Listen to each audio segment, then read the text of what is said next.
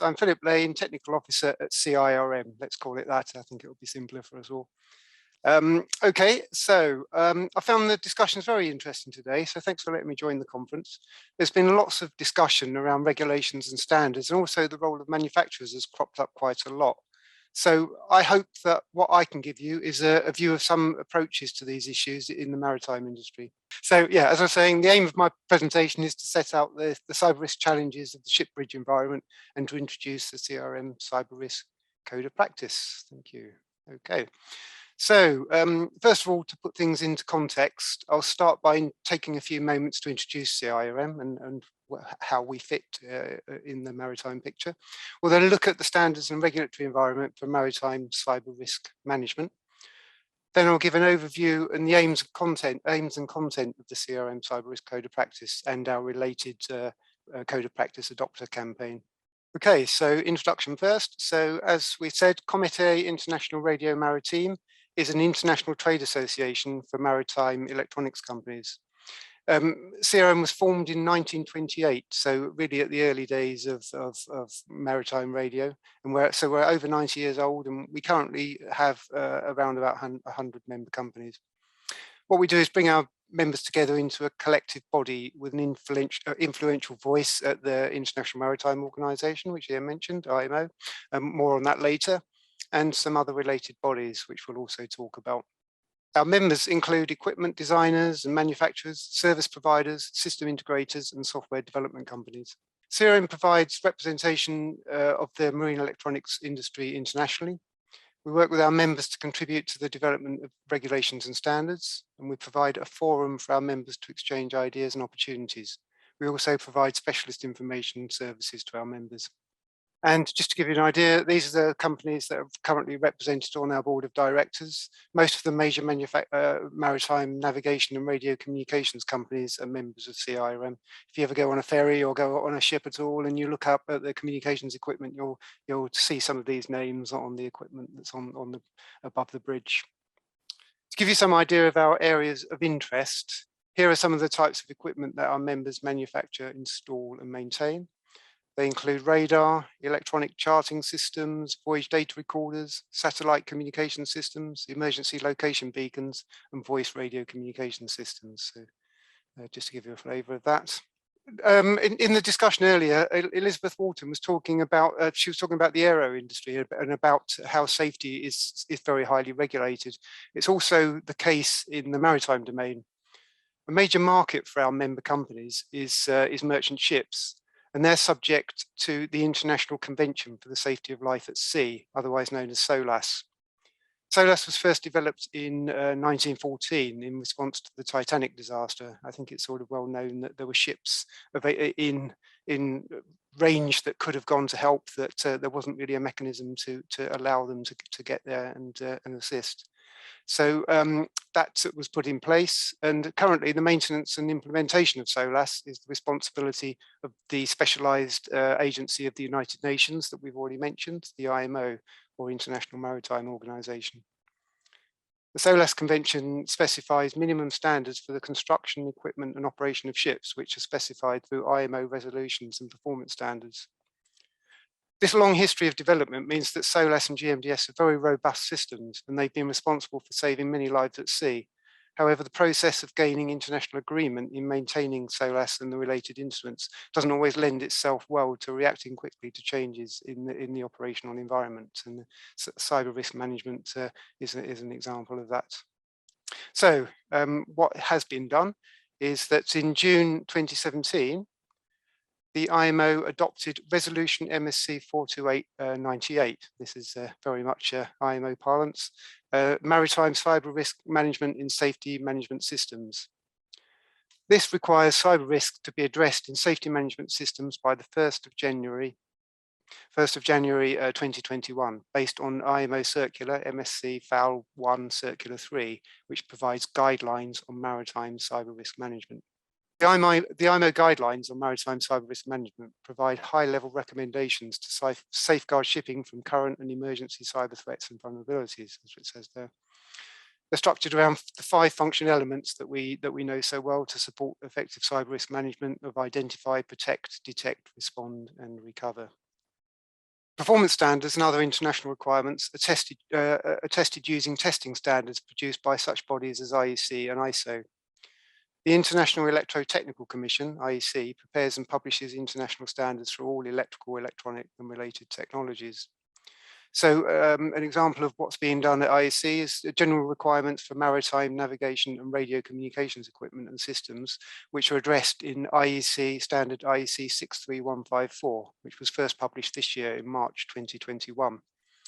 IEC 63154 addresses issues such as interfaces, authentication for data access and software updates, network access, and configuration management. Last year in 2020, sorry, I've got 2015, but this has been amended last year. IEC published Amendment 1 of this standard, 61162-460, which is aimed to be used for equipment intended to be connected to an Ethernet network based on the IEC 61162-450 Maritime Protocol standard. And 61162-460 includes cybersecurity methods to connect navigation instruments, I'll get rid of that, both within the same vessel and to shore-based internet services and authentication requirements. Another international standards body, the ISO, has Technical Committee 8, Working Group 4. They're working to develop a new maritime cyber safety standard, which will provide requirements for managing the cyber risk of operational systems. So this is moving over to the operational side rather than the networking side of things. So here is a typical bridge. On the left, showing the electronic chart display system and radar displays. On the right, some SATCOMs equipment. The typical lifespan of a commercial ship is 20 to 25 years, and there are plenty of ships out there with quite old equipment on board, which can be an advantage from a cyber risk point of view, because of course the bridge equipment often doesn't have internet connectivity, and it's maintained by a service technician coming on board. Satellite communications shown here is a proprietary store and forward system, and so doesn't have public access. So ships with this older SOLAS equipment on board actually present a relatively small attack surface. But new ships are increasingly, they have their integrated bridge systems, which are interconnected and connected to the ship's networks with access to the outside world. So the risk to ships is increasing now, and hence the need for technical standards such as IEC 61162-460 that we just looked at. In that context, the cyber panel of the International Association of Classification Societies is in the process of developing recommendations and requirements with the aim of enabling the delivery of cyber resilient ships. So this is now looking at new build ships. In 2020, IACS published a recommendation on cyber resilience for new ships subject to the requirements of the Classification Society. The purpose of Recommendation 166 is to provide technical requirements to stakeholders, which would lead to the delivery of cyber resilient ships whose resilience can be maintained throughout their service life. The Cyber Panel is now translating this recommendation into a requirement, and that's planned for release later this year with an enforced date of the 1st of January 2023. IACS is also in the process of developing a related unified requirement on cyber resilience of onboard systems and equipment. So there's stuff going on from the new build ship point of view. So now, having had a run through the regulatory and standards environment, we'll now have a look at the CRM's contribution to maritime cyber risk management, which is our cyber risk code of practice. In February 2020, CRM published 2 documents, which were the CRM Cyber Risk Code of Practice and an associated guideline to help companies to implement our code of practice. This was the result of 2 years' work by our cyber risk working group, which is made up of our member companies that we had a quick look at earlier. So the code of practice was introduced with 2 aims, the first of which was to help our members to implement cyber security best practice in an effective and cost-efficient way, both the essential elements to them, and to show the world that CRM promotes industry best practice on cyber risk management. While we were developing the code of practice, we established a key principle of the code would be a chain of trust. And the idea of this chain of trust is every participant is responsible. I think it's a well-known concept in these fields. So I'll just close this. So in the chain of trust, every participant is responsible for providing the elements needed to establish a complete chain of cybersecurity. And vendors are just one link in the chain. So others include regulatory bodies, ship owners, and operators. The code of practice is a way of demonstrating that the vendor's link in the chain is secure. That's what we're aiming to do. So to look at the code of practice itself and what it consists of, there were 6 guiding principles for vendors to establish their role in the chain of trust that we just talked about. So I'll just have a look at those principles in more detail. The first one is commitment to adherence and guidance. We've looked at the role of regulations and standards in enhancing the safety of the shipping industry, and they're really vital to the work of CRM members. Under this first principle, adopters of the code will make best efforts to deliver and maintain products and services with a defined level of cybersecurity and cyber resilience. And that's by compliance with standards and recommendations provided by the international regulatory and standards bodies that we've looked at, such as IMO, ISO, IEC, and IACS. As we've seen, there are now a good number of cybersecurity and cyber resilience standards directly related to our industry.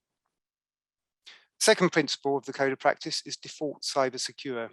Under this principle, adopters of the code will make best efforts to ensure that their products are shipped in a state that's as secure as possible.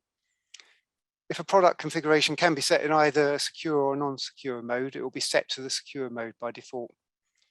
Hidden or backdoor accounts will be minimized, and customers will receive advice on the impact of overriding or bypassing security measures. The third principle of the code is confidentiality. Now, vendors often have access to commercially sensitive information about their customers. People and companies have a right to expect that this personal and commercial data will be treated as confidential by vendors. So this principle is aimed at ensuring that. Principle number 4 is quality as the foundation for cyber risk management. Under this principle, adopters of the code will make best efforts to ensure that products and services are designed, developed, and delivered under the principles of quality management systems, such as ISO 9001. The 5th principle relates to software updates and vulnerability handling. Under this principle, vendors are transparent about product vulnerabilities, take appropriate actions to minimize risks, and they're clear about end-of-life dates for product support. The 6th and final principle is continuous development. Under this principle, vendors demonstrate their commitment to ongoing cyber risk management by actively participating in the development of cybersecurity measures and industry standards. This could be directly or as part of the Zero Cyber Risk Working Group that I mentioned earlier. The related CRM guideline, GL002, is a companion document to the code of practice. The aim of the guideline is to explain how to implement the principles of the code by directing the audience to appropriate standards, guidelines, and best practice, and providing additional guidance where this can add value. The guidelines is divided into sections containing specific guidance on each of the 6 principles of the code that we've just looked at. In December 2020, the CRM launched a campaign to encourage our members to sign up to the CRM Code of Practice. In adopting the Code of Practice, members self-declare that they're making best efforts to comply with the 6 principles outlined in the code that we've looked at. Adopters of the Code of Practice can use the official certification mark shown here in their marketing materials to show that they're complying. All members that sign up as adopters of the Code of Practice are listed on our Code of Practice webpage. And the CRM Cyber Risk Code of Practice webpage also provides an overview of the Code of Practice and guideline documents. And both of the documents that I've talked about today can be downloaded from this page. So why would vendors adopt the Code of Practice? We think that adopters will provide a beacon of good practice and lead the way in providing our industry's link in the chain of trust. We hope that members sign up will be seen as trusted partners by their customers and seen as such as ship owners and operators who are their customers. And on that subject, we come on to another guideline document, which is ship owners and operators use this guideline document on cybersecurity on board ships for guidance on cybersecurity and compliance with MSC 42898, which I introduced earlier in the presentation. Version 4 of this guideline document was published in December 2020. And the big news for CRM was that this version includes a reference to the Code of Practice and our guidelines. The reference is in section 1.8 on relationship with vendors and other external parties. And just to show how it's represented, in section 1.8, the CRM code of practice and guidelines are given as an example of a way for manufacturers and service providers to demonstrate their will and ability to implement effective and cost-efficient cybersecurity best practice. So by adopting the code of practice, vendors can demonstrate their alignment with these industry guidelines, which really gives it a stamp of authenticity. So to summarize, the attack surface for maritime bridge and radio systems is increasing, albeit from a low base. International regulations are in development and in place, requiring cyber risks to be addressed in ship safety management systems. Specific technical standards and recommendations are available now. And by using and adopting the CRM code of practice, vendors can demonstrate that their link in the chain of trust is secure. So I'll wrap it up there and open up for questions. Thanks very much for this invitation to come along to the conference. I think there've been a really good exchange of ideas, and I've certainly picked up some things that we can take away for discussion in our working group. And as I say, I'd be happy to take any questions, and I'll leave it there.